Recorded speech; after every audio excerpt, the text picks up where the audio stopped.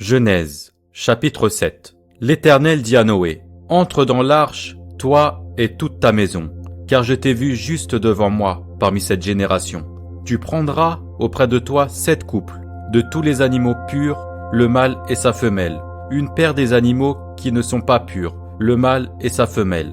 7 couples aussi des oiseaux du ciel, mâles et femelles, afin de conserver leur race en vie sur la face de toute la terre. Car encore 7 jours, et je ferai pleuvoir sur la terre 40 jours et 40 nuits, et j'exterminerai de la face de la terre tous les êtres que j'ai faits. » Noé exécuta tout ce que l'Éternel lui avait ordonné. Noé avait 600 ans lorsque le déluge d'eau fut sur la terre. Et Noé entra dans l'arche avec ses fils, sa femme et les femmes de ses fils, pour échapper aux eaux du déluge.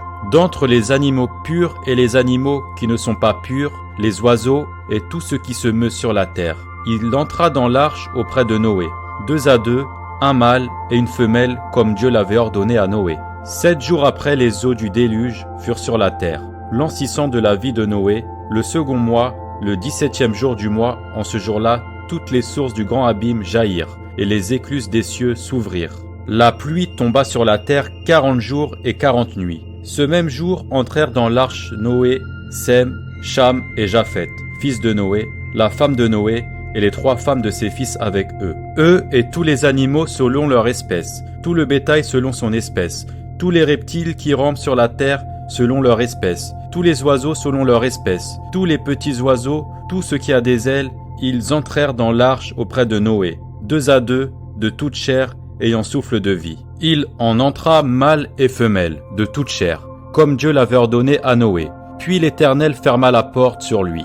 Le déluge fut 40 jours sur la terre. Les eaux crurent et soulevèrent l'arche, et elle s'éleva au-dessus de la terre.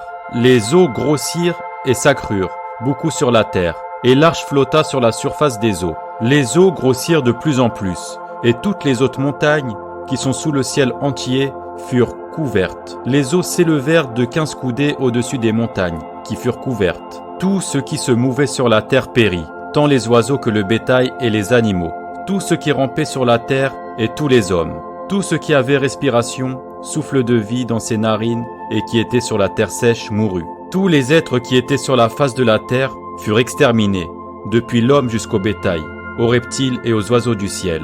Ils furent exterminés de la terre. Il ne resta que Noé et ceux qui étaient avec lui dans l'arche. Les eaux furent grosses sur la terre pendant 150 jours.